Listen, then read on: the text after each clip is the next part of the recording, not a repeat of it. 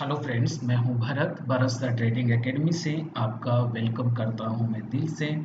और फ्रेंड्स, आज हमने जो टॉपिक लिया है वो बहुत इंपॉर्टेंट टॉपिक है। चाहे इन्वेस्टर हैं, चाहे आप एक ट्रेडर हैं, चाहे आप डे ट्रेडर हैं, स्कैल्पर हैं या स्विंग ट्रेडर हैं, आपकी ट्रेडिंग टेक्निक कोई भी हो, ठीक है, आप नए हैं या फिर आपको कुछ समय मार्केट में हो गया है, आप सबके लिए ये वीडियो जो है वो सुप्रभ होने वाला है। ठीक है, तो आज का जो वीडियो है मूविंग एवरेज, ठीक है, मैं इसके थ्योरेटिकल जो इसका पार्ट है उस पर ज़्यादा मैं बात इसलिए नहीं करूँगा क्योंकि ये आपको इजीली मिल ही जाएगा, ठीक है, कहीं ना कहीं से। बट फिर भी मैं आपको बता देता हूँ कि जो मूविंग एवरेज है ये कॉन्सेप्ट क्या है। ठीक है, मूविंग एवरेज कॉन्सेप्ट क्या है। ऐसा कोई ट्रेडर नहीं है, ऐसा कोई इन्वेस्टर नहीं है जो सक्सेसफुल है और उसको मूविंग एवरेज का पता नहीं है, या वो मूविंग एवरेज का जो मैजिक है उसको अपनी ट्रेडिंग सेटअप में क्या नहीं लेता है, यूज नहीं लेता है। हर एक सक्सेसफुल ट्रेडर, हर एक सक्सेसफुल इन्वेस्टर कहीं ना कहीं, चाहे वो एंट्री के लिए, चाहे वो स्टॉप लॉस के लिए, चाहे वो टारगेट डिसाइड करने के लिए, ठीक है, वो मूविंग एवरेज का कहीं ना कहीं क्या करता है, यूज करता है। ठीक है, तो मूविंग एवरेज के बारे में अगर हम थोड़ा सा जाने तो ये क्या है, ये एक जस्ट एक इंडिकेटर है। ठीक है, ये एक इंडिकेटर है और ये हमें क्या इंडिकेट करता है, ये हमें जो प्राइस है, जो अभी प्राइस चल रहा है, ये हमें इस प्राइस का डायरेक्शन जो है वो कहीं ना कहीं हमें बताता है कि भाई प्राइस का डायरेक्शन में भी ये हो सकता है, ये हो सकता है। ठीक है, मैंने पहले भी कई बार कहा है कि मूविंग एवरेज आपको ट्रेड लेने में हेल्प करता है। आप पूरी तरीके से मूविंग एवरेज ही नहीं, किसी भी इंडिकेटर के ऊपर आप पूरी तरीके से डिपेंड होकर के ट्रेड नहीं ले सकते। इस बात को आप समझ लो। ठीक है, मूविंग एवरेज आपको, जब आप ट्रेड लेते हैं तो जब आप एक डिसीजन बनाते हैं कि मुझे बाय साइड में जाना है या सेल साइड में जाना है, तो उसमें मूविंग एवरेज आपकी क्या करता है, एक हेल्प करता है उस डिसीजन को लेने के लिए। तो चलिए, अच्छा इसमें होता क्या है, प्राइस का डायरेक्शन तो बताता है, लेकिन एक्चुअल जो इसको एवरेज क्यों कहा जाता है, ठीक है, एवरेज क्यों कहा जाता है और इसे मूविंग क्यों कहा जाता है, इसको भी हम समझ लेते हैं। एवरेज इसलिए कहा जाता है क्योंकि मूविंग एवरेज जो है, ठीक है, वो हमें, हम जितना कैंडल हम डालेंगे कि 10 कैंडल का या 15 कैंडल का या 20 कैंडल का, जितना नंबर ऑफ कैंडल हम डालेंगे उतनी कैंडल का जो क्लोजिंग प्राइस है, ठीक है, उसका एवरेज करके हमें ये बताता है। एवरेज क्या होता है, जैसे पहली कैंडल, दूसरी कैंडल, तीसरी कैंडल, चौथी कैंडल, पांचवी कैंडल चार्ट पे बन रही है। ठीक है, आज मान लो 9 बज करके 15 मिनट में मार्केट ओपन हुआ, तो 1 2 3 4 5 6 और 7 8 और 9 ये कैंडल बनी। ठीक है, तो जब ये कैंडल्स बनती है तो पहली कैंडल का क्लोजिंग है वो कितना है, दूसरी कैंडल का क्लोजिंग कितना है, तीसरी कैंडल का क्लोजिंग क्या हुआ, चौथी कैंडल का क्लोजिंग प्राइस क्या है, पांचवी कैंडल का क्या है, छठी का क्या है, सातवीं, आठवीं और नवीं। तो इन सब कैंडल का अगर हम मूविंग एवरेज सेलेक्ट करते हैं, ठीक है, सपोज करो कि हम एक सिंपल मूविंग एवरेज 9 लेते हैं, इसका मतलब है कि इन 9 कैंडल्स का जो क्लोजिंग है उन सबको ऐड करके उसमें ये 9 का जब हम डिवाइड कर देंगे तो हमें सिंपल मूविंग एवरेज 9 जो है वो हमें क्या होगा, मिलेगा। अब इस गणित में आपको जाना नहीं है, बिल्कुल भी नहीं जाना। अगर ये आपको समझ नहीं आया है, आप इतना सा समझ लो कि जितना हम मूविंग एवरेज लेते हैं ये उनका क्या बताता है, हमें लास्ट कैंडल्स का एवरेज बताता है। और मूविंग क्यों, मूविंग इसलिए क्योंकि जैसे जैसे चार्ट आगे जाएगा ये एवरेज भी क्या होगा, अगली कैंडल्स पे शिफ्ट होता चला जाएगा, इसलिए ये एवरेज भी आगे से आगे क्या करते रहेगा, मूव करता रहेगा, इसलिए इसको मूविंग एवरेज कहते हैं। बस इतना सा आप समझ लो। और अगर ये ना भी आया समझ में तो कोई दिक्कत वाली बात नहीं है, इसका ट्रेडिंग में कोई रोल नहीं है, कोई ट्रेडिंग में इसका रोल नहीं है जो मैंने इतनी देर बात करी है। बट फिर भी आपको समझ आया है कि ये हमें लास्ट कैंडल्स का, नंबर ऑफ कैंडल्स का क्लोजिंग का क्या बताता है, हमें एवरेज हमें आगे से आगे बताता जाता है, जिसकी बेस पे हम आगे क्या करते हैं, ट्रेड करते हैं।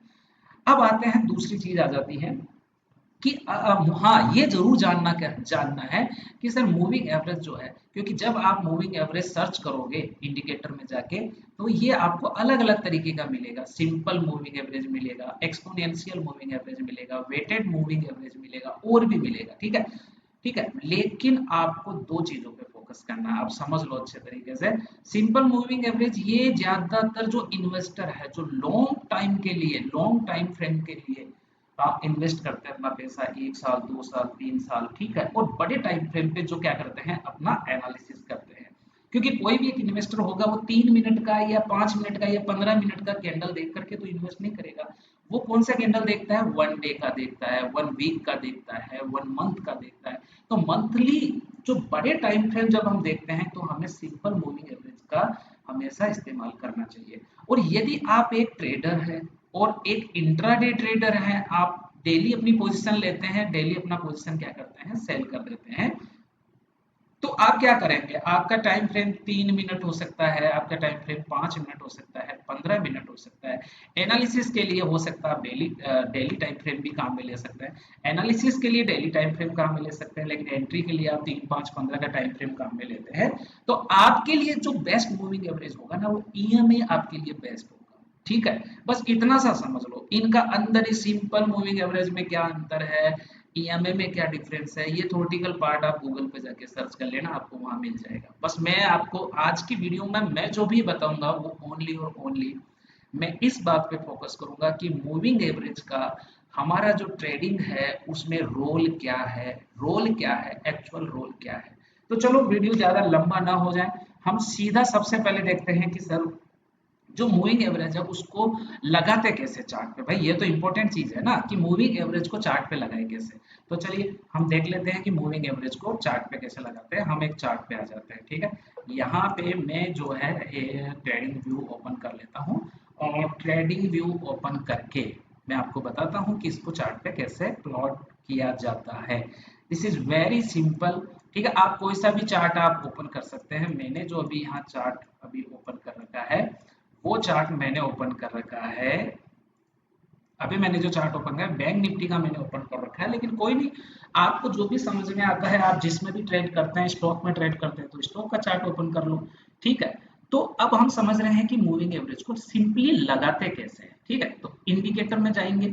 अब इंडिकेटर में जाके आपको कौन सा मूविंग एवरेज चाहिए, अगर एस एम ए चाहिए तो देखो ऊपर आ रहा है, देखो ऊपर आ रहा है सिंपल मूविंग एवरेज, ठीक है। अगर आप एक इन्वेस्टर हैं तो आप इसको सिलेक्ट कर लें। और दूसरी चीज देखो नीचे भी आ रहा है ना, least square moving average, smooth moving average, ये बहुत टाइप है, ठीक है। देखो सारी बकवास को हम लोग लगा भी नहीं सकते चार्ट पे। अगर मैं ये सारे इंडिकेटर चार्ट पे लगा दूंगा तो मैं क्या डिसीजन लूंगा भाई, मैं तो खुद ही कंफ्यूज हो जाऊंगा। हमें वो सिंपल चीज, देखो ट्रेडिंग हो चाहे इन्वेस्टिंग हो, इसको ज्यादा हार्ड ना बनाए, इसको ज्यादा टिपिकल ना बनाए, एकदम इजी वे के अंदर इसको लेकर के चले, जो हमें फाइन सिग्नल सिग्नल दे, जो हमें बिल्कुल क्लियर सिग्नल दे, और जिसको बहुत जो लोग हैं वो उसको क्या करें, यूज करते हैं। ज्यादातर लोग जिसको यूज करते हैं, बड़े इन्वेस्टर जो है, बड़े जो इंस्टीट्यूशंस हैं, बड़े जो ट्रेडर हैं, वो बहुत सारी चीजों को यूज नहीं करते हैं, वो बहुत कम चीजों को यूज करते हैं, लेकिन उनको एक क्रिटिकल लेवल तक यूज करते हैं। उनको उनका जो यूज है ना वो A to Z आता है उनको, ठीक है। तो देखो हमने सिंपली यहाँ जब हम मूविंग एवरेज सिंपल है, इस पे जब हम क्लिक करेंगे तो ये देखो चार्ट पे एक ये लाइन डल जाती है। बस ये जो लाइन डल रही है ना, ये जो ब्लू कलर की लाइन है, ये लाइन ही आपका क्या होती है, सिंपल मूविंग एवरेज होती है, ठीक है। तो अगर अब देखो, अब मैं आपको इसको थोड़ा सा बताता हूँ, टेक्निकली बताता हूँ। देखो अभी अगर हम बात करें कि ये जो लाइन है ना, ये लाइन, ये जो ब्लू कलर की लाइन है, ये सिंपल मूविंग एवरेज है। और ये कितने कैंडल का है, ये देखो एस एम ए। अगर हम इसकी सेटिंग पे जाएंगे, देखो इसकी सेटिंग पे हम जाते हैं तो ये हमें इनपुट में जाके बताता भी है। देखो लेंथ देखो, ये कितने कैंडल का मूविंग एवरेज ये लाइन है, ये 9 कैंडल्स का मूविंग एवरेज का लाइन है। और क्या दर्शा रहा है, ये एवरेज किस चीज का है, क्लोजिंग का एवरेज है। आप चाहो तो कोई दिक्कत नहीं है, आप ओपनिंग का एवरेज ले सकते हो, हाई का ले सकते हो, लो का ले सकते हो, but closing is the best, ठीक है। इसी सेटिंग को रखना है, इसको छेड़ना नहीं है। तो लेंथ जो है वो 9 कैंडल की रखेंगे, और ये क्लोजिंग जो है ये रखेंगे। और स्टाइल में जाके अगर आप इसका कलर चेंज करना चाहते हो तो आप यहाँ से इसका कलर भी क्या कर सकते हो, चेंज कर सकते हो, ग्रीन कर सकते हो, ब्लैक कर सकते हो। और ये जो लाइन है इसको भी आप क्या कर सकते हो, यहाँ से पतली कर सकते हो, मोटी कर सकते हो, सबसे मोटी कर सकते हो, आपको जैसा आपको कंफर्टेबल लगे। और यहाँ से आप इसको जब क्लोज कर दोगे तो यहाँ देखो आपकी सिंपल मूविंग एवरेज हमारा लग चुका है। तो ये तो था कि मूविंग एवरेज जो है वो चार्ट पे कैसे लगे। ठीक है, ये एक टॉपिक हमारा कंप्लीट हो गया। मूविंग एवरेज हमने समझ लिया कि मूविंग एवरेज किस तरीके का होता है। अब हम समझते हैं कि यार मूविंग एवरेज लगाए क्यों, यार चार्ट के ऊपर लगाए क्यों, क्यों लगाए, है ना। ये हमें क्या, कोई किस चीज को ये हमें बताता है, मूविंग एवरेज हमें क्या चीज बताता है, चाहे सिंपल हो चाहे एक्सपोनेंशियल हो। ये मूविंग एवरेज हमें डायरेक्शन फाइंड करने में मदद करता है। इसका सबसे बड़ा रोल है कि ये डायरेक्शन फाइंड करने में मदद करता है। अब मार्केट में डायरेक्शन क्या है, मार्केट में तो डायरेक्शन तीन ही होती है, ठीक है। या तो मार्केट बुलिश होता है, अब बुलिश होता है इसका मतलब है कि मार्केट अप साइड में है और प्राइस के चांसेस है कि वो अप साइड में जाएगी।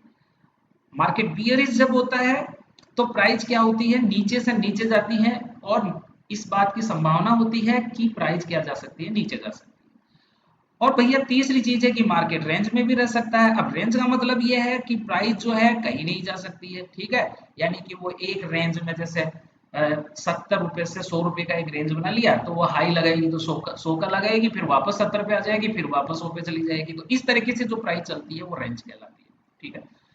तो मार्केट में क्या मूविंग एवरेज हमारी इसमें हेल्प करता है। तो चलिए, ये हमारा करंट चार्ट चल रहा है अभी, ये बैंक निफ्टी का, हमें आज का ही चार्ट जो है बैंक निफ्टी का चल रहा है, 5 मिनट का टाइम फ्रेम यहाँ पे ओपन है और हम यहीं से एनालिसिस करते हैं।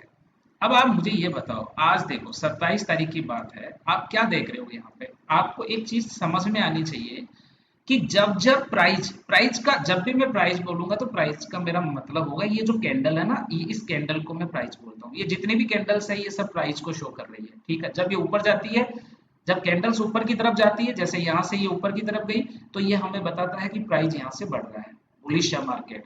जब प्राइस नीचे गिरती है तो ये हमें बताती है कि प्राइस बियरिश है, यानी कि मार्केट भी क्या है, बियरिश है। अब आप इस चीज को समझो, देखो आज की जो चीज है वो सिर्फ कॉन्सेप्ट के ऊपर है, ठीक है। मैं कोई थ्योरेटिकल ज्ञान नहीं दे रहा, मैं सिर्फ आपको बता रहा हूँ कि इसको यूज कैसे करना है। चलो सीखते हैं। जब हमें ये देखना हो, जब भी प्राइस मूविंग एवरेज के, ठीक है, पहला कॉन्सेप्ट, कॉन्सेप्ट, एक मिनट में इस पेन को थोड़ा सा पतला कर लेता हूँ। हाँ, तो कॉन्सेप्ट नंबर वन क्या है, कॉन्सेप्ट नंबर वन आप समझिए, वो ये है कि जब भी प्राइस जो है, प्राइस जो है वो मूविंग एवरेज के ऊपर होती है, मूविंग एवरेज के ऊपर, ये जो मैंने चिन्ह बताया है ये इसका बात का है कि मूविंग एवरेज के ऊपर। तो जब भी प्राइस मूविंग एवरेज के ऊपर ट्रेड करती है, देखो यहाँ देखो ये मूविंग एवरेज था, यहाँ से देखो इस प्राइस ने इसको क्या किया, क्रॉस किया, क्रॉस करके इसके ऊपर ये प्राइस क्या हो गई, बंद हो गई, यानी कैंडल बंद हो गई, यानी प्राइस बंद हो गई। देन उसके बाद में देखो कि प्राइस ने एक अच्छा खासा मूव ऊपर की तरफ दिया है। तो जब भी कॉन्सेप्ट ये है, और जब तक ये इसके ऊपर रहेगी ना, जब तक ये प्राइस इसके ऊपर रहेगी, हम क्या सोच रहे हैं, हम सोच रहे हैं, हमारा व्यू ये है कि प्राइस जो है वो क्या रहेगी, बुलिश रहेगी। जब भी प्राइस मूविंग एवरेज के ऊपर है, ठीक है, तो मार्केट क्या है, बुलिश है, ठीक है। अब दूसरी चीज कि अगर हम यहाँ देखें, तो अगर जब यहाँ देखते हैं तो आप खुद देखो कि प्राइस जब यहाँ नीचे आ रही है, नीचे आ रही है, ठीक है, लेकिन यहाँ से प्राइस ने क्या किया, नीचे की साइड में क्या कर दिया, ब्रेक कर दिया, यानी कि मूविंग एवरेज जो है उसको नीचे की साइड में क्या करा है, ब्रेक करा है, ठीक है। इसका मतलब यहाँ प्राइस जो है इस लाइन के क्या हो गई है, नीचे आ गई है। यानी कि जब भी प्राइस मूविंग एवरेज के नीचे क्लोज हो जाएगी, ठीक है, तो ये इस बात का साइन है कि प्राइस, अब मार्केट जो है वो क्या रह सकता है, बियरिश रह सकता है, ठीक है। प्राइस जब भी मूविंग एवरेज के ऊपर, तो हम समझेंगे कि भैया बुलिश ट्रेड लेना है। प्राइस जब भी मूविंग एवरेज के नीचे, तो हम समझेंगे कि भैया बियरिश ट्रेड लेना है। समझ में आ रही है मेरी बात। तो इस तरीके से एक सिग्नल जो है वो क्या होता है, जनरेट होता है, यानी कि मार्केट में डायरेक्शन फाइंड करने में ये हमारी क्या करता है, हेल्प करता है।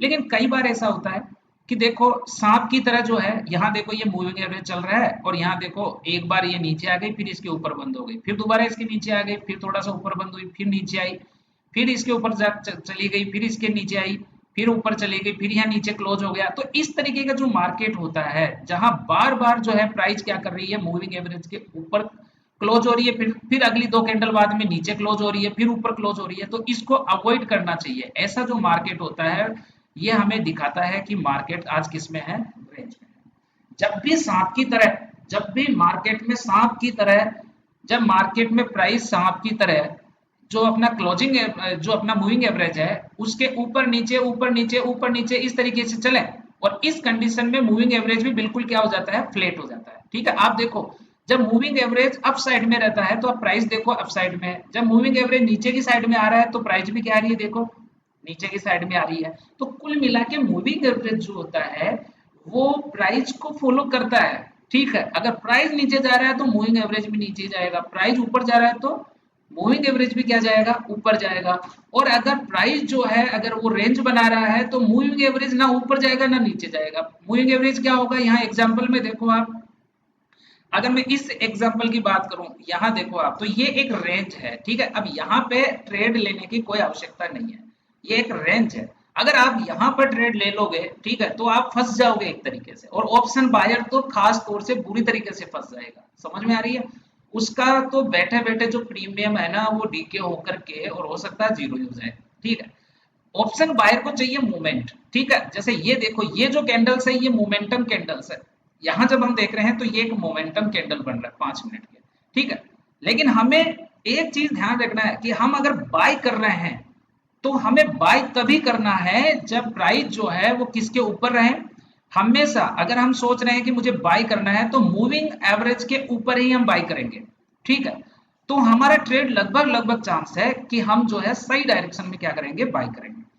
दूसरी चीज, मूविंग एवरेज के नीचे ही हम क्या करेंगे, सेल करेंगे। ठीक है, तो अब जब भी हम देखेंगे, देखो प्राइस यहाँ, देखो यहाँ प्राइस मूविंग एवरेज के ऊपर एक अच्छा खासा क्या बनाया, कैंडल बनाया। ठीक है, और फिर इसी कैंडल में चलता रहा। उसके बाद में प्राइस जो है वापस यहाँ, तो वापस प्राइस क्या हो गया है, नीचे की तरफ क्लोज कर दिया है, तो अब ये नीचे की तरफ मुंह दिखा रहा है। ठीक है, तो ऐसा नहीं है, अच्छा ऐसा भी नहीं है कि जब भी हमेशा ही इसके ऊपर क्लोज करेगा तो हमें ट्रेड ले लेना है, या हमेशा ही जब ये मूविंग एवरेज के नीचे क्लोज करेगा तो हमें ट्रेड ले लेना है। ट्रेड लेने के लिए हमें बहुत सारी चीजें देखनी पड़ती है। ठीक है, हम इसको एक सहायक के रूप में लेंगे। ठीक है, जैसे अगर हम तीन चीजें अगर हम देखते हैं ट्रेड लेने के लिए, हम तीन चीजें देखते हैं। जैसे हम देखते हैं कि आरएसआई, जैसे हम देखते हैं कि मूविंग एवरेज, जैसे अगर हम देखते हैं वॉल्यूम।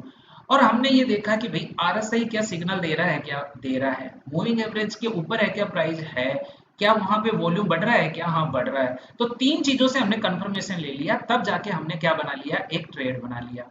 ठीक है, इस तरीके से ट्रेड लिया जाता है भाई। आपको आपको चीजों को क्या करना पड़ेगा, कंबाइन करके देखना पड़ेगा। ठीक है, आज हम सिर्फ ये देख रहे हैं कि मूविंग एवरेज किस तरीके से ट्रेडिंग में हेल्प करता है, किस तरीके से मूविंग एवरेज का रोल क्या है ट्रेडिंग के अंदर। ठीक है, तो ये हमें समझ आया अब तक कि जब भी प्राइस मूविंग एवरेज के ऊपर होगा, यानी ये लाइन है ना, यही मूविंग एवरेज है, जब भी प्राइस इस लाइन के ऊपर होगा हम बाय ट्रेड के बारे में सोचेंगे। ठीक है, जब भी प्राइस जो है इसके नीचे आएगा हम क्या करेंगे, सेलिंग ट्रेड के बारे में सोचेंगे। तो पहली चीज तो आपको ये क्लियर हो ही गई होगी। ठीक है, अब दूसरी चीजें हम देख लेते हैं कि सर इसको और एक्यूरेट कैसे किया जा सकता है। ठीक है, इसको और एक्यूरेट कैसे करें। सिंगल लाइन, अभी देखो मूविंग एवरेज का एक सिंगल लाइन डाला हुआ है।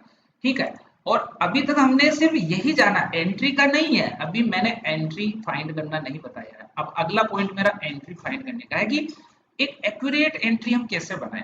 ठीक है, क्योंकि इसमें तो कंफ्यूजन भी हो जाता है ना। आप देखो यहाँ पर जो है, यहाँ देखो आप, यहाँ से तो ये ऊपर क्लोज किया तो इसने अच्छा खासा मूव दिया, लेकिन फिर आप यहाँ देखो यहाँ भी तो ऊपर ही क्लोज किया है, लेकिन इसने अच्छा खासा क्या दिया, मूव नहीं दिया, यानी हम ट्रैप हो गए यहाँ पर। ठीक है, और अब देखो यहाँ पे इसके नीचे इसने क्लोज कर दिया तो इसने एक अपना जो है वन इक्वल टू टू का इसने अच्छा खासा दे दिया, टारगेट दे दिया आपको। ठीक है, देखो जब आप एक छोटे टाइम फ्रेम पे काम करते हो ना, एक बात को ध्यान समझ लो, अगर आप 3 मिनट 5 मिनट के टाइम फ्रेम पे काम कर रहे हो, ठीक है, तो आप एक क्या हो, स्कैल्पर हो। आप स्कैल्पर का मतलब है कि आप जिस कैंडल पे एंट्री लेते हो, अगर आपका ये कैंडल है एंट्री का, ठीक है, तो अगला जो कैंडल है वो आपके टारगेट का होता है। अगर अच्छा कैंडल बन गया तो ये टारगेट का होता है, और अगर प्राइस नीचे नहीं आ रहा है तो आप इसको एसएल को क्या करते जाओगे, ट्रेल करते जाओगे। और जहां आपका ट्रेल, जैसे अगर मान लो मैं इस एसएल को ट्रेल करता तो यहाँ पर ये ट्रेल हिट हो जाता है, और मेरा यहाँ से लेके यहाँ तक का मूव में पकड़ सकता था, यहाँ से नहीं, यहाँ से यहाँ का मूव पकड़ सकता था। ठीक है, तो एक बात समझ लो, ठीक है, कि पूरा मूव कोई कैप्चर नहीं कर पाता है। दिमाग से ये चीज निकाल दो कि भैया इस पॉइंट से ट्रेड किसी ने उठाया है, इस पॉइंट से उठाया है और भैया इस पॉइंट पे बेचा है, ऐसा कोई ट्रेडर नहीं है। अगर कोई बोलता है कि मैं ऐसा हूं, तो आप समझ लो कि वो सरासर झूठा है, सरासर झूठा है। ठीक है, पूरा ट्रेड कोई भी आदमी कैप्चर नहीं करता है, चाहे वो कितना भी बड़ा ट्रेडर क्यों नहीं हो, कितना भी बड़ा क्यों नहीं हो। समझ में आ रही है? क्योंकि एक हर चीज का एक प्रोसीजर है। ट्रेड लेने का एक प्रोसीजर है, प्रॉफिट बुकिंग का एक प्रोसेस है, स्टॉप लॉस का एक प्रोसेस है। ठीक है, अगर आप उन प्रोसेस को फॉलो करते हो तो आप कभी भी पूरा ट्रेड कभी पकड़ ही नहीं सकते। ठीक है, तो हमें तो वो चाहिए जो हमारे को मिल जाए। ठीक है, और हमारा रिस्क रिवॉर्ड जिस पे अच्छा हो। जैसे मान लो मैं इस कैंडल पे एंट्री करता हूँ और मैं इसके नीचे मेरा एसएल लगा देता हूँ। ठीक है, यहाँ ऐसा लगा देता हूँ, तो मेरा टारगेट अगर मैं 1:2 का टारगेट अगर मैं लेता हूँ, तो मेरा टारगेट सिंपली मेरे को जहां तक लगता है यहाँ तक मेरा टारगेट आ जाएगा। ठीक है, अब यहाँ तक टारगेट आ गया, ये मेरे को क्या मिल गया, उस मोमेंट में मेरे को क्या मिल गया, एक एक्स्ट्रा मिल गया। तो मैं यहाँ तक रुक सकता हूँ, अगले कैंडल पे फिर मैंने जो मेरा एसएल है वो यहाँ पे लगा दिया। तो इस तरीके से ये टेक्निक मैंने बताई है अलग वीडियो में, वहां जाके भी आप देख लो। अब देखो, वीडियो को आगे बढ़ाते हैं और हम देखते हैं कि सर एंट्री के लिए थोड़े से फाइन डिसीजन कैसे आ सकते हैं, और फाइन डिसीजन चाहिए सर। ठीक है, तो इसके लिए जो टेक्निक हम काम में लेते हैं ना, वो है क्रॉसओवर। इसे बोलते हैं मूविंग एवरेज क्रॉसओवर। ये आपको क्या करती है, मूविंग एवरेज क्रॉसओवर क्या करता है, ये आपको एक एक्यूरेट डिसीजन देता है कि मार्केट बुलिश है या नहीं है। एक्यूरेट डिसीजन देता है कि मार्केट में अभी बियरिश ट्रेंड चल रहा है या नहीं चल रहा है, और एक्यूरेट डिसीजन दे देता है कि आपको रेंज जो है मार्केट में अभी रेंज बन रहा है या नहीं बन रहा है। ठीक है, तो क्रॉसओवर किसे कहते हैं आप समझो। क्रॉसओवर के लिए क्या होता है, कई लोग दो मूविंग एवरेज का इस्तेमाल करते हैं, कई तीन का करते हैं, कई चार का करते हैं। भैया इससे कुछ होना जाना नहीं है। अगर आपको क्रॉसओवर है, क्रॉसओवर अगर आप बना रहे हो, सेटअप बना रहे हो, 2 से 3 मूविंग एवरेज आप ले लो, बस बहुत है, बहुत है। 2 से 3 मूविंग एवरेज ले लो। अब इसमें मैं आपको बता देता हूँ, कुछ मूविंग एवरेज बता देता हूँ। ठीक है, यदि आप एक यदि आप एक इन्वेस्टर है, आपके लिए सबसे बढ़िया क्रॉसओवर बता रहा हूँ, 50 और 200, 50 और 200, 50 का मूविंग एवरेज ले लो और 200 का मूविंग एवरेज ले लो। ठीक है, और इन दोनों को एक साथ चार्ट पे लगा दो। सबसे बेस्ट क्रॉसओवर है एक इन्वेस्टर के लिए, एक स्विंग ट्रेडर के लिए। ठीक है, दूसरा चीज, अगर आप एक इंट्राडे ट्रेडर हैं, बोले सर मैं तो रोज खरीदता हूँ, रोज बाय करता हूँ, रोज सेल करता हूँ, आपके लिए जो है बेस्ट बताऊं तो आपके लिए नौ, छोटा वाला 9 का ले लो, 9 EMA ले लो, और वो जो बड़ा है वो 22 का EMA ले लो। कई लोग 20 लेते हैं, कई 22 लेते हैं। ठीक है, और अगर आप बड़े टाइम फ्रेम पे करते हो, स्विंग ट्रेडर हो, डे ट्रेडर ही हो बट स्विंग ट्रेडर हो, तो आप जो है स्विंग वालों को मैं बताऊंगा कि आप जो है ले सकते हो, एक तो ले लो आप 20 का ले लो या 22 का ले लो, और एक आप 50 का ले लो, बस।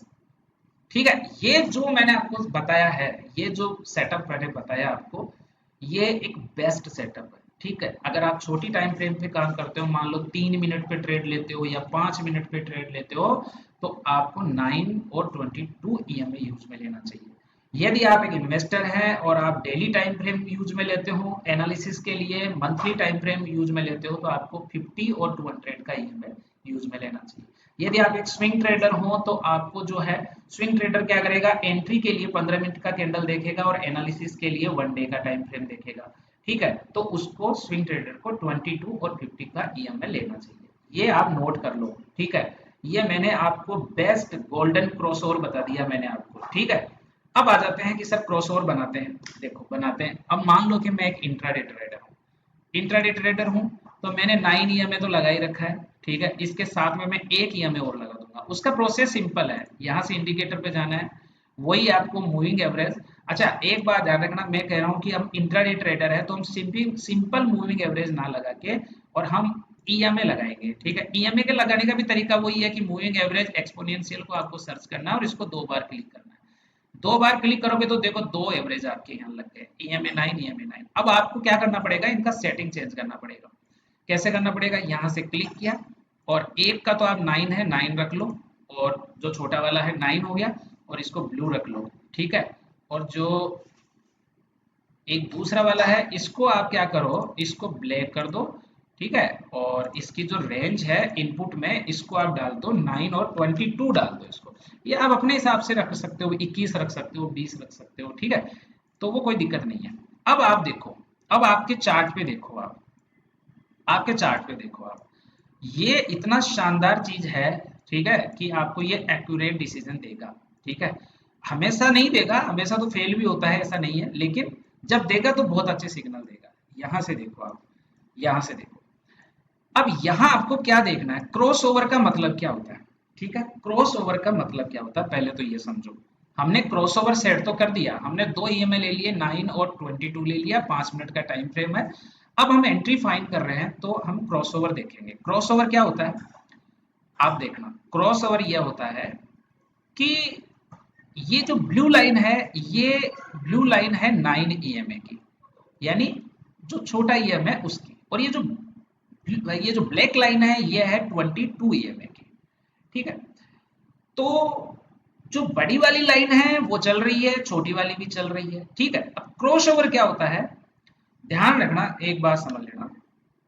ये है, ये है,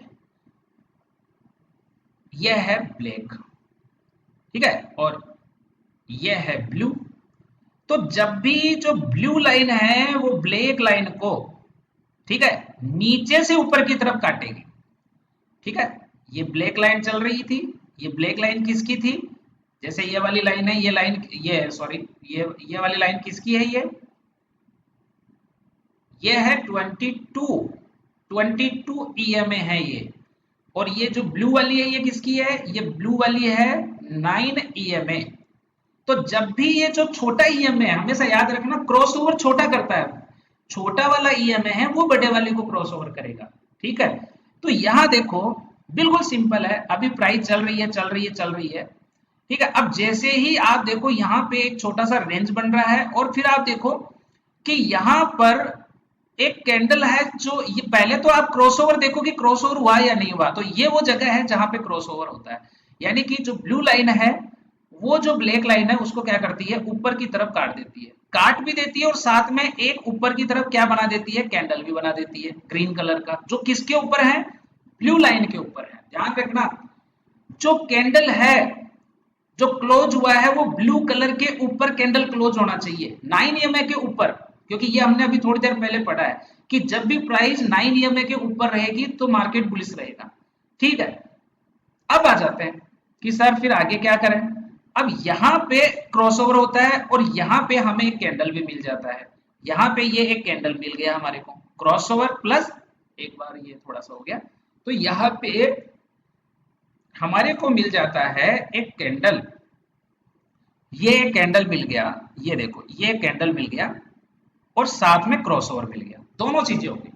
तो हम यहाँ पे एक ट्रेड क्या कर सकते हैं, प्लान कर सकते हैं। अब कौन सी साइड का, भैया ऐसा है, मैंने अभी भी बताया कि जब भी छोटा ईएमए है, जैसे 9 और 22 है, तो जो 9 ईएमए है वो 22 को क्या करना चाहिए, ऊपर की तरफ और नीचे से ऊपर की तरफ। ध्यान रखना, ऐसा नहीं है, ऐसा नहीं होना चाहिए कि ये एक ब्लैक, ये देखो ये एक ईएमए है और यहाँ पे एक दूसरा ईएमए है, लेकिन आप देखो ये ऊपर से आ रहा है और ये ऐसे जा रहा है, ये वैलिड नहीं है, ठीक है।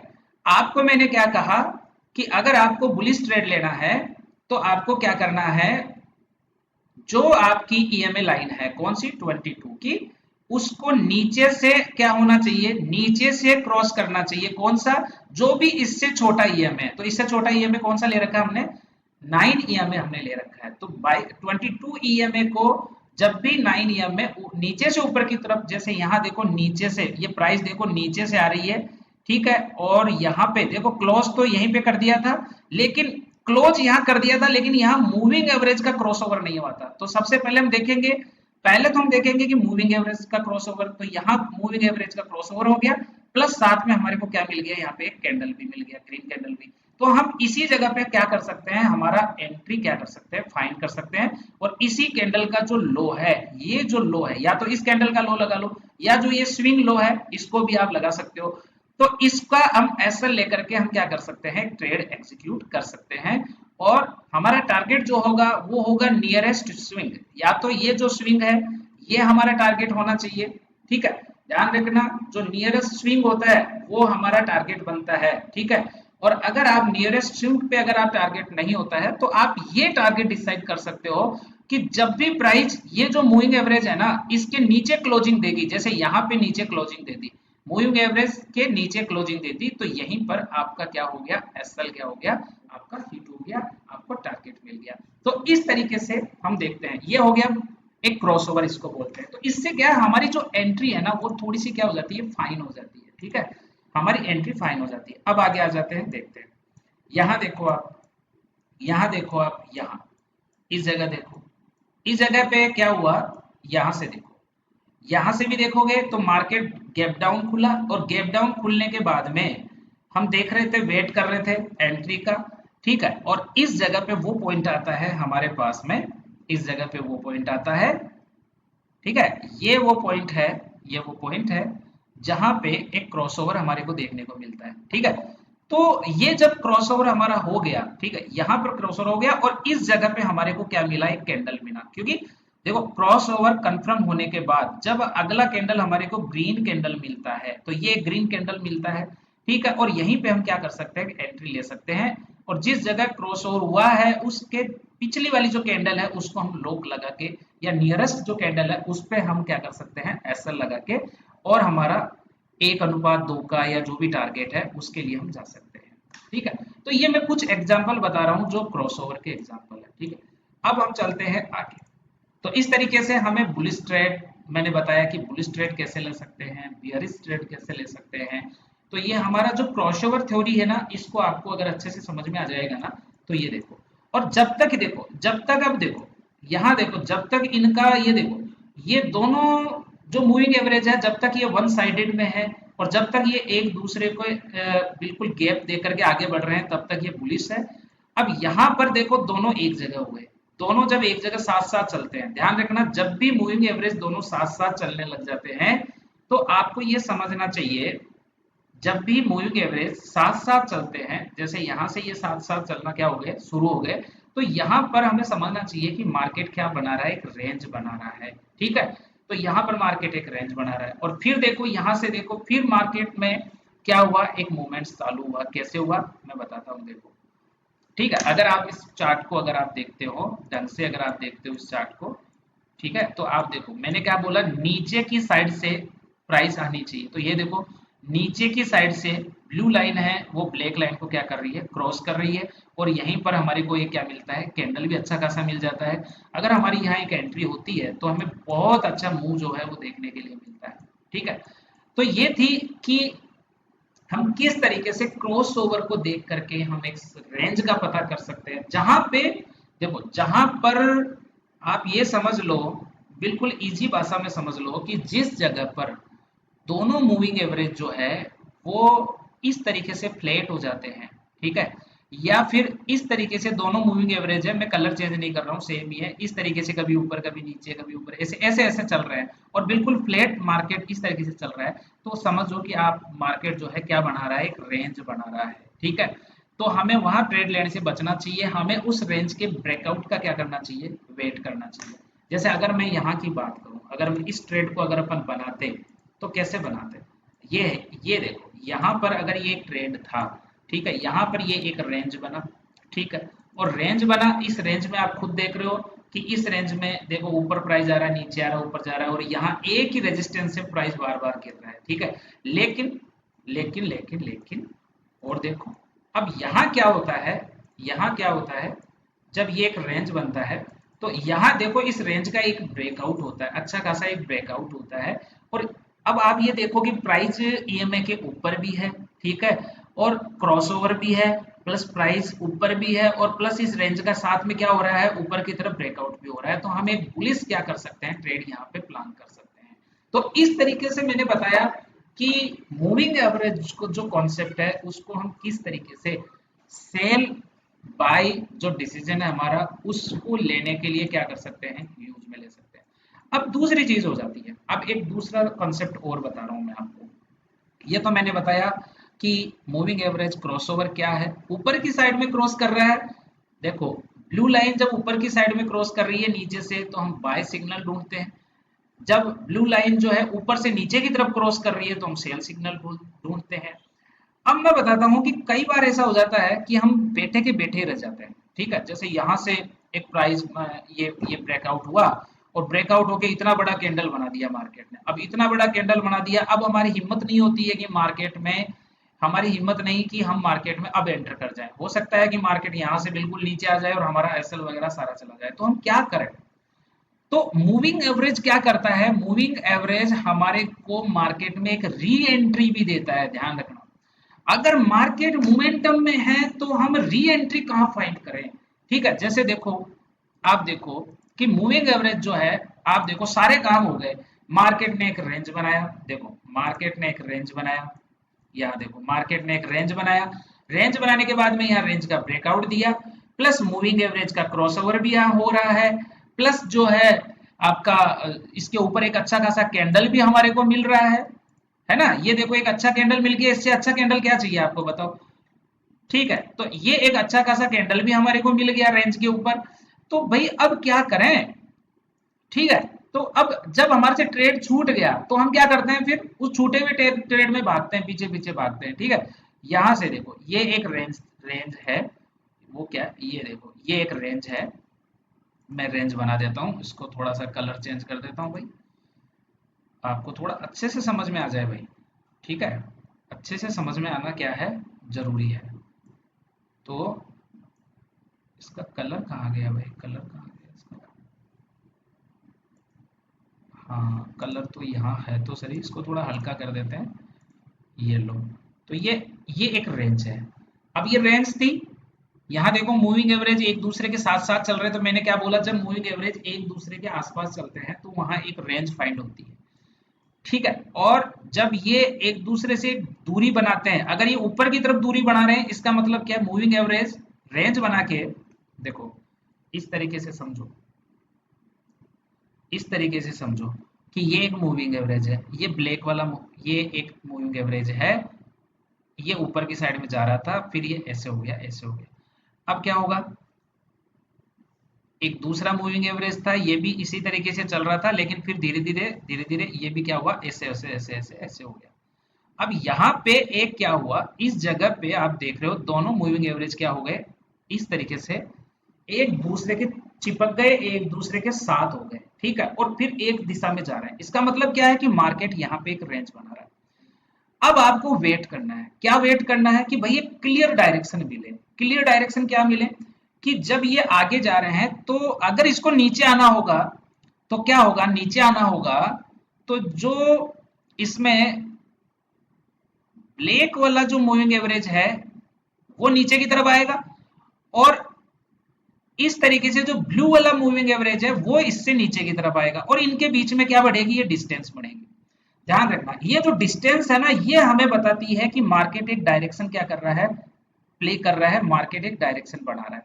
तो यहाँ देखो जब ये दोनों साथ थे, यहाँ तक देखो दोनों साथ थे, साथ थे। अब यहाँ देखो कि दोनों मूविंग एवरेज में एक क्या बन रहा है, गैप बन रहा है। ये गैप इस बात को इंडिकेट करता है कि मार्केट एक डायरेक्शन क्या कर रहा है, ले रहा है। मार्केट जो है इस डायरेक्शन में जाने वाला है।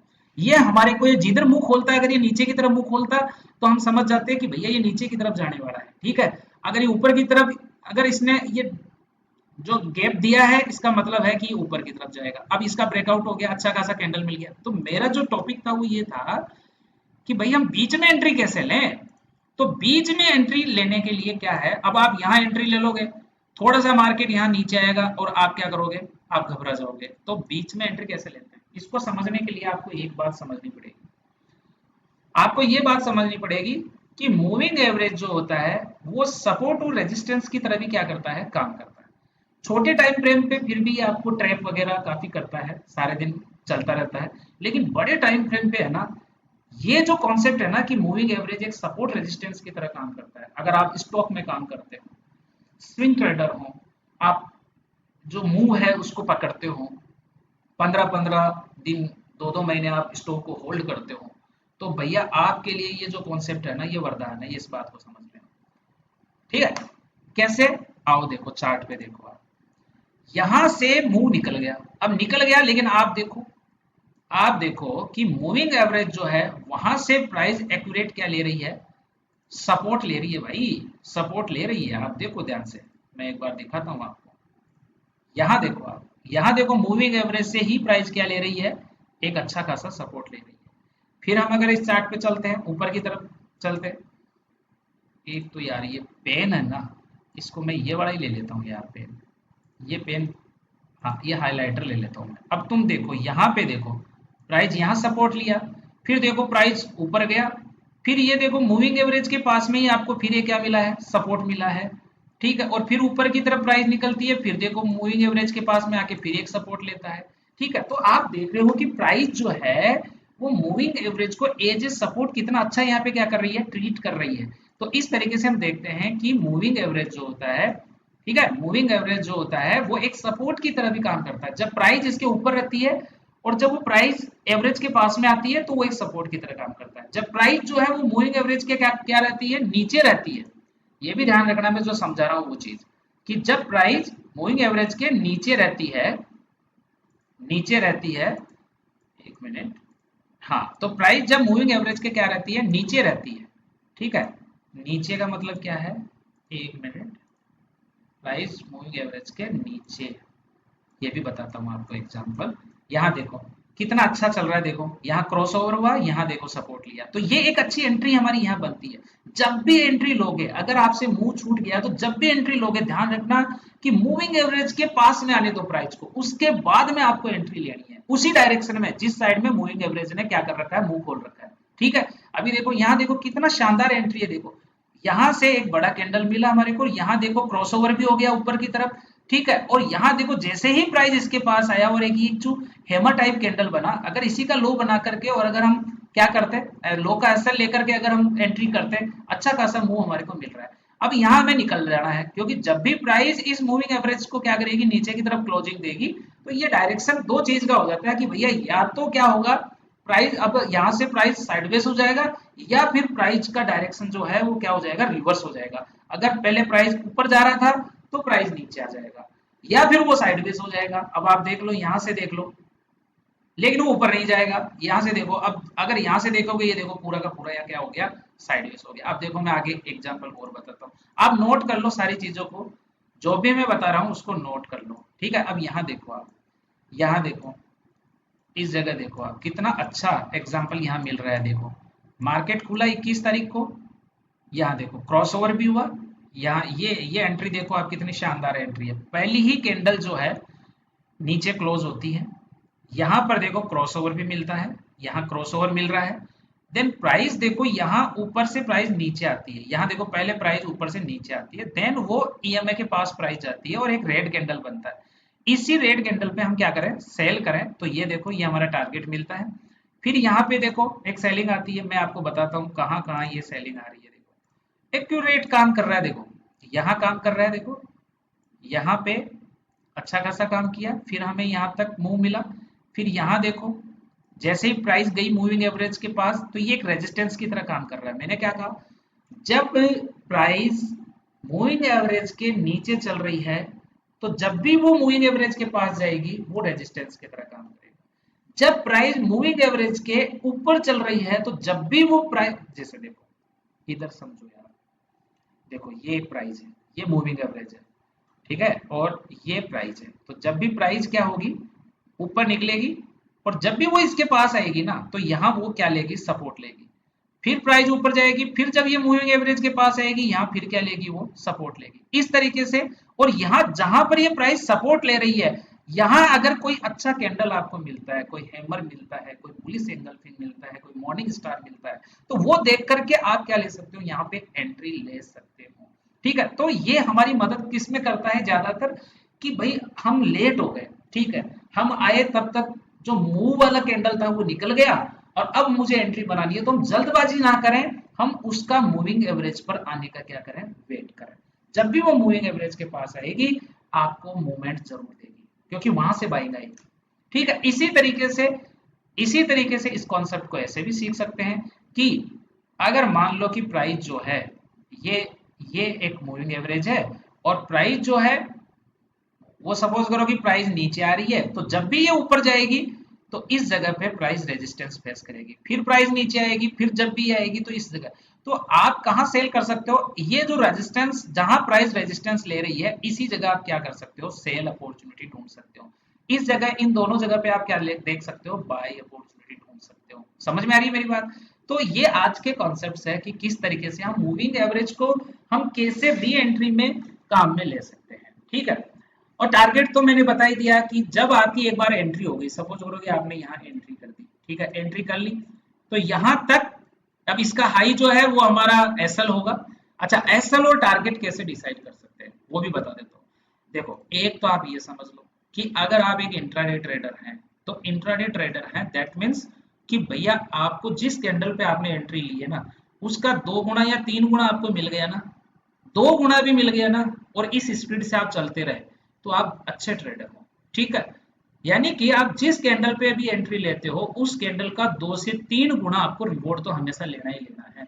3 गुना का लेकर के चलो। जैसे अगर मान लो मैं अगर इस कैंडल पे एंट्री लेता हूँ, ये मैंने समझा कि ये एक यहाँ पे एक अच्छा खासा एक रेड कैंडल बना, तो अगर मैं अगर इस कैंडल पे एंट्री लेता हूँ तो मेरा एसएल जो होगा, देखो मेरा जो एसएल होगा, मैं अगर यहाँ शॉर्ट कर देता हूँ, 1 मिनट, तो अगर मैं यहाँ शॉर्ट की पोजीशन बनाता हूँ, तो ये यहाँ से अगर मैं बना लेता हूँ, तो ये देखो ये मेरा एसएल हो जाएगा, और इसका 1:2, ये हो गया 1:2, ये हो गया। तो अगर मैं यहाँ शॉर्ट करता हूँ, तो यहाँ से लेके यहाँ तक मुझे क्या मिल गया, मेरा टारगेट मिल गया, और एसएल जाता तो इसके ऊपर मेरा क्या था, एसएल। तो इस तरीके से हम मुंह को क्या कर सकते हैं, पकड़ सकते हैं भाई। ठीक है, अपना टारगेट डिसाइड करके पकड़ सकते हैं। ठीक है, जैसे ही देखो यहाँ एक क्रॉस ओवर हुआ, यहाँ देखो एक क्रॉस ओवर हुआ, ठीक है, ये क्रॉस ओवर होता है। ठीक है, और यहाँ भी हम, लेकिन यहाँ रिस्क रिवॉर्ड हमारा नहीं बनेगा। जहां रिस्क रिवॉर्ड नहीं बनेगा वहां पर आपको एंट्री नहीं लेनी है, इस बात को ध्यान रखना, जहां रिस्क रिवॉर्ड नहीं है वहां एंट्री नहीं है। ठीक है, तो इस तरीके से हम बहुत बहुत अच्छी एंट्रियां जो है ना, वो हम क्रॉस ओवर से देख सकते हैं। ठीक है, अगर मैं टाइम फ्रेम देखो, अगर मैं टाइम फ्रेम कर देता हूँ, अब मैं कुछ इन्वेस्टर के लिए भी बता देता हूँ। देखो, अगर मैं 1 डे का टाइम फ्रेम कर देता हूँ, तो बैंक निफ्टी का अगर मैं 1 डे टाइम फ्रेम ओपन कर लिया मैंने, ठीक है, ये बैंक निफ्टी का चार्ट कहाँ गया भाई, कितना चल रहा है, आज 52 चल रहा है, तो अरे आजा भैया, आजा आजा, कहाँ गया इसका चार्ट, ही कहाँ को गया।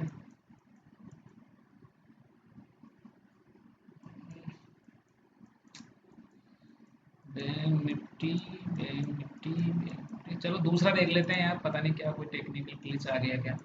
कोई स्टॉक का देखते हैं, देखो टाटा मोटर का देखते हैं, देखो बहुत इजी है यार।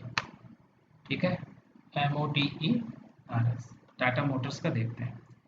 ये टाटा मोटर का चार्ट है, ये आ गया टाटा मोटर का चार्ट।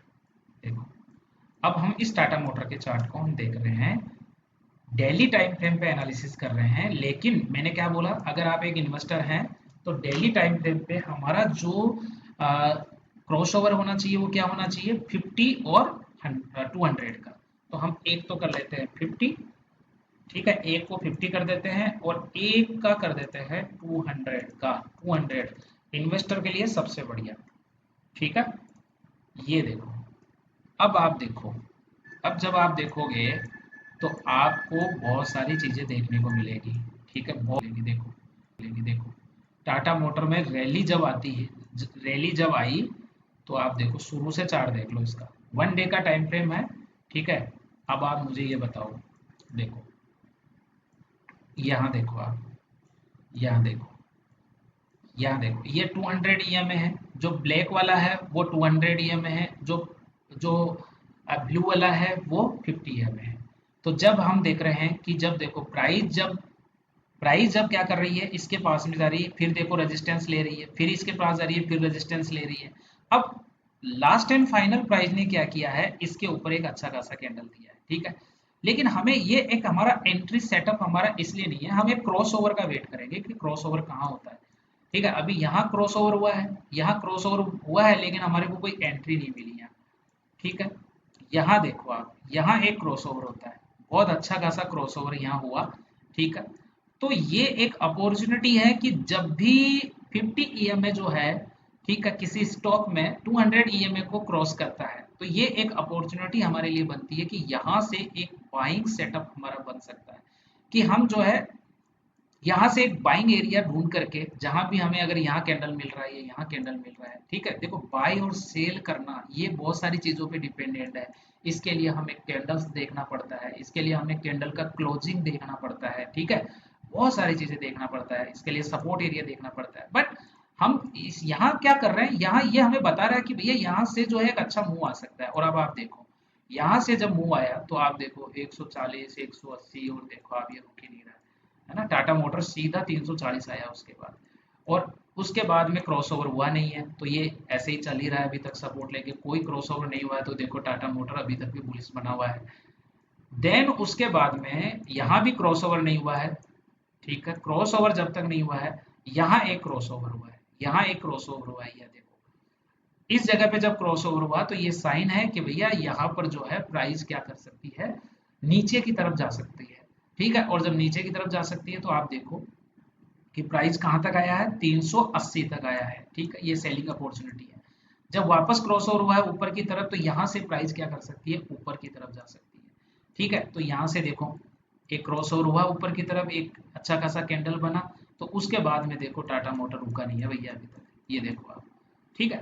ऐसा नहीं है कि सारे के सारे ट्रेड आपके जो है इसी से हो जाएंगे, ठीक है। सारे के सारे ट्रेड इसी से हो जाएंगे, सारे ट्रेड तो इससे नहीं होंगे, ठीक है। लेकिन ये आपकी, अगर आप इसको अपनी ट्रेडिंग स्ट्रेटेजी में अगर आप इसको इन्वॉल्व करते हो तो ये आपको क्या करेगा, एंट्री फाइंड करने में हेल्प कर देगा। ये आपका जो है एसएल डिसाइड करने में हेल्प करेगा, ये आपको री एंट्री, ट्रेड में री एंट्री करने के लिए आपको हेल्प करेगा, ठीक है। अगर प्राइस जो है उसके नीचे है, क्या बोलते हैं, मूविंग एवरेज के, तो ये आपको प्राइस को क्या करेगा, एक सेल एंट्री डिसाइड करने में आपकी हेल्प करेगा। जैसे मान लो यही यही एक ट्रेड है, अब यहाँ देखो, यहाँ पे भैया आ ही नहीं रहा, देखो प्राइस जो है इसके पास में आ ही नहीं रही, देखो। और यहाँ देखो प्राइस जब इसके पास में आती है तो एक बहुत अच्छा सपोर्ट यहाँ लेती है प्राइस, फिर देखो ऊपर जाती है, फिर यहाँ से सपोर्ट लेके फिर यहाँ से जाती है, तो फिर यहाँ से सपोर्ट लेके और फिर मूव देखो आप, वापस देखो मूव आप, ठीक है। और ये देखो आप, तो कुल मिला के आपकी जो एंट्री बनती है वो कहाँ बनती है, फर्स्ट एंट्री ये यहाँ बनती है। तो यही तो मैंने कहा कि मूव निकल भी जाए, ठीक है, तो आपको बीच में नहीं घुसना है, ठीक है। यहाँ मूव एंट्री बनती है, यहाँ एंट्री बनती है, यहाँ बनती है, यहाँ बनती है, ये सारी एंट्री पॉइंट है। तो इन सारी चीजों को यूज में लीजिए, ठीक है। चाहे आप एक ट्रेडर हैं चाहे इन्वेस्टर हैं, आप मूविंग एवरेज का इस्तेमाल, मूविंग एवरेज क्रॉसओवर का इस्तेमाल, मार्केट कौन सी जगह, देखो बहुत सिंपल है यार, कौन सी जगह पे देखो सिग्नल फाइंड करना बहुत आसान है, ठीक है।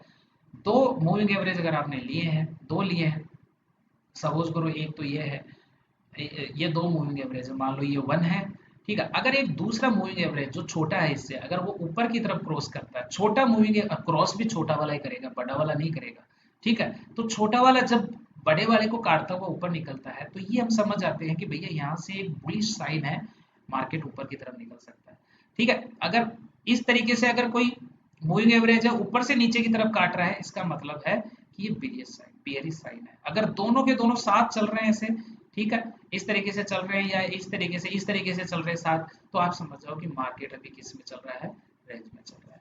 तो इस तरीके से हम क्या है साइंस को क्या करते हैं, फाइंड करते हैं, और फिर हम उसमें क्या करते हैं, एंट्री करते हैं, ठीक है। और बेस्ट जो क्रॉसओवर है वो मैंने शुरू में बता दिए थे कि अगर अपन एक इन्वेस्टर हैं और हमें किसी स्टॉक में एंट्री चाहिए, ठीक है, तो भैया 50 मूविंग एवरेज और सबसे बेस्ट बेस्ट एंट्री के लिए 200 मूविंग एवरेज के पास में प्राइस को आने दो, उसके बाद में ही, और जब प्राइस इसके ऊपर हो तो ही आप बुलिश रहें। जैसे ही प्राइस इसके नीचे क्लोजिंग करती है, जैसे देखो 50 मूविंग एवरेज है, प्राइस इसके नीचे कहीं भी क्या नहीं कर रही है, कोई कैंडल क्लोज नहीं कर रही है, जब तक क्लोज नहीं कर रही है तब तक आप बने रहो, रैली का आनंद लेते रहो, ठीक है, इस तरीके से, ठीक है। अब यहाँ देखो, यहाँ पे क्या हुआ है कि टाटा मोटर जो है यहाँ देखो नीचे की तरफ क्लोजिंग दिया है, तो क्लोजिंग तो दिया है, लेकिन अब हमारा नेक्स्ट मूव क्या होगा, नेक्स्ट मूव ये होगा कि अगर ये क्रॉसओवर होता है, 200 का क्रॉसओवर करता है, ठीक है, तो हम ये मानेंगे कि भैया टाटा मोटर है उसमें करेक्शन जो है हो सकता है। 200 ईएमए के नीचे जब प्राइस आती है उसे डेथ क्रॉसओवर बोलते हैं, डेथ क्रॉसओवर, यानी कि उस स्टॉक में एक बड़ी गिरावट आ सकती है। ठीक है, जब कोई गिरावट आ गई, किसी स्टॉक में गिरावट आ गई और वो स्टॉक जब 200 ईएमए को मूविंग एवरेज को जब ऊपर की तरफ क्या करता है, काटता है। ठीक है, जब भी वो ऊपर की तरफ काटता है तो हम ये समझते हैं, जैसे यहाँ देखो दोनों मूविंग एवरेज कैसे चल रहे थे, यहाँ पे साथ साथ चल रहे थे। दैट मीन्स कि ये जो टाइम निकला है ये टाटा मोटर के लिए कंसोलिडेशन का टाइम निकला है। ठीक है, देखो प्राइस जो है गया ही नहीं ज्यादा, 456 से लेकर के ज्यादा से ज्यादा 380 से 456 के बीच में ये कम से कम कितने महीने घूम गया, 4-5 महीने इसी रेंज में चलता रहा ये। ठीक है, तो ये एंट्री टाइम नहीं था, जैसे ही इसका ब्रेकआउट इसने ऊपर की दिया है ये एक अच्छा खासा एंट्री टाइम था।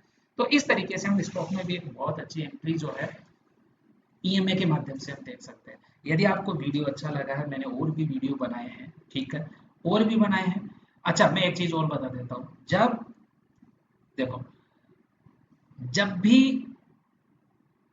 प्राइस या जो 50 मूविंग एवरेज है, जो 50 मूविंग एवरेज है, जब भी 200 मूविंग एवरेज को, ठीक है, ऊपर की तरफ काटता है, इसे हम गोल्डन क्रॉसओवर बोलते हैं। गोल्डन क्रॉसओवर इन्वेस्टमेंट के लिए ये सबसे बेस्ट है। और जब भी 50 मूविंग एवरेज जो है वो 200 मूविंग एवरेज को नीचे की तरफ काट देता है, इसे हम डेथ क्रॉसओवर बोलते हैं। ठीक है, तो हम वेट करते हैं कि जैसे ही ये काटता है तो प्राइस जैसे ही 200 मूविंग एवरेज को जैसे ही नीचे की तरफ क्लोजिंग देती है, ये हमारे लिए सेल साइन है, ये हमारे लिए बाइंग साइन है। तो इस तरीके से हम जो है मूविंग एवरेज क्रॉसओवर का बड़े लेवल पे और इंट्राडे लेवल पे, दोनों लेवल पे सिग्नल्स को फाइंड करने के लिए यूज में लेते हैं। ठीक है, तो ये था आज का वीडियो। अगर अच्छा लगा हो आपको तो आप जो है अ, इसे लाइक करें, और ये अपना चैनल है भरत सर ट्रेडिंग एकेडमी। ठीक है, इसमें मैंने देखो how can survive in market, कैसे मार्केट में सरवाइव करें, अगर हमारा नुकसान है हो गया है तो हमें क्या करना चाहिए, कैसे बाहर निकलें, आरएसआई को कैसे ट्रेडिंग में काम में ले सकते हैं, मार्केट एंट्री का सही टाइम फ्रेम कौन सा है ना, ट्रेडिंग किस तरीके से एक प्रोबेबिलिटी गेम है, टाइम फ्रेम कौन सा सही चाहिए, माइंडसेट कैसा चाहिए, सबके ऊपर मैंने कुछ अच्छे वीडियो मेरे एक्सपीरियंस के माध्यम से मैंने बनाए हैं। यदि आपको अच्छा लगे हैं, वीडियो अच्छा लगा आपको, ठीक है, तो लाइक करिए, सब्सक्राइब करिए यार, चैनल को सब्सक्राइब करिए। यदि कोई चीज़ आपको समझ नहीं आ रही है तो आप कमेंट्स बॉक्स में लिखिए, मैं उसके ऊपर फिर एक अच्छा वीडियो बनाऊंगा। ठीक है, so thank you very much, बहुत बहुत बहुत धन्यवाद प्यार देने के लिए और वीडियो देखने के लिए। Thank you.